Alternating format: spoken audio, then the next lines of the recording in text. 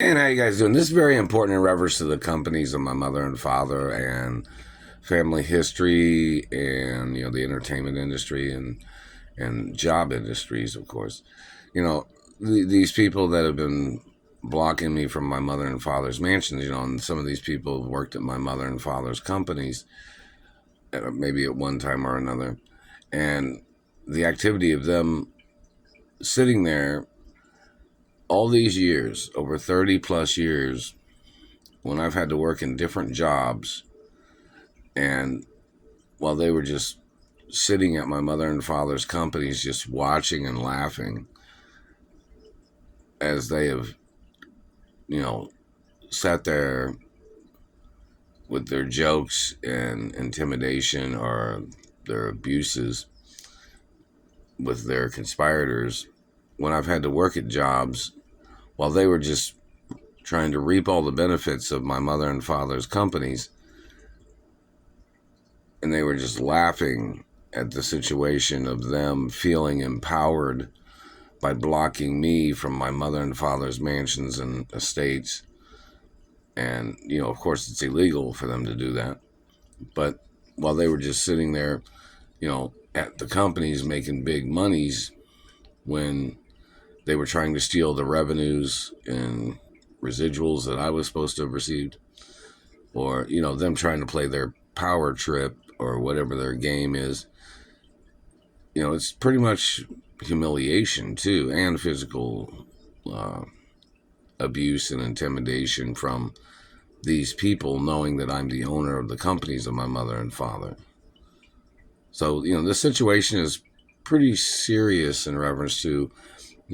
which people had been in court against these people, which people had spoke out and said, hey, why is the owner of the company, working these lower wage jobs, but you people are working at the owner's company and the owner's not getting his revenues, or, but the owner's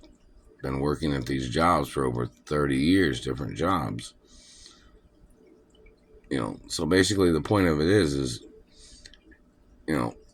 whether there was people at the companies that was involved in the domestication crime. See, domestication crimes are like when somebody tries to steal the rich person's money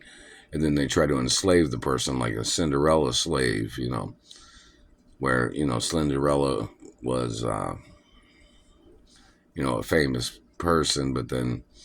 Cinderella was the one they were making scrub the floors or work and some types of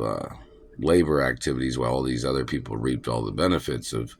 Cinderella's money or property or business. You know what I mean? So have you ever seen like stories about Cinderella? Cinderella being a person of wealth, a person that owned things, and yet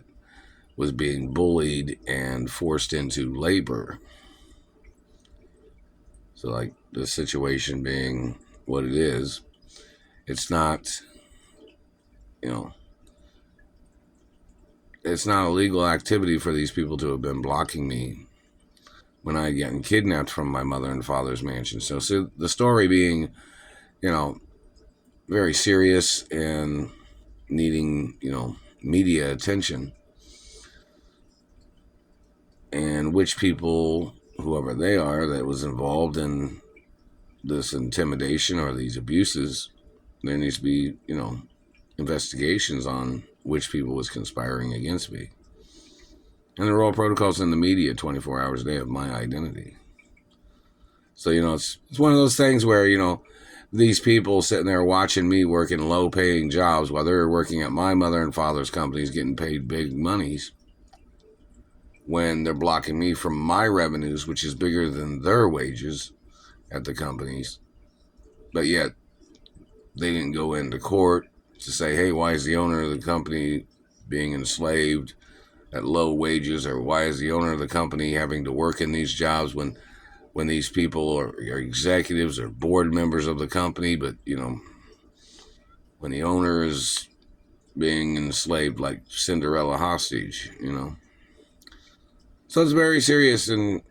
a lot of information needs to be out there which people was conspiring against me, which people are conspiring against me in their games.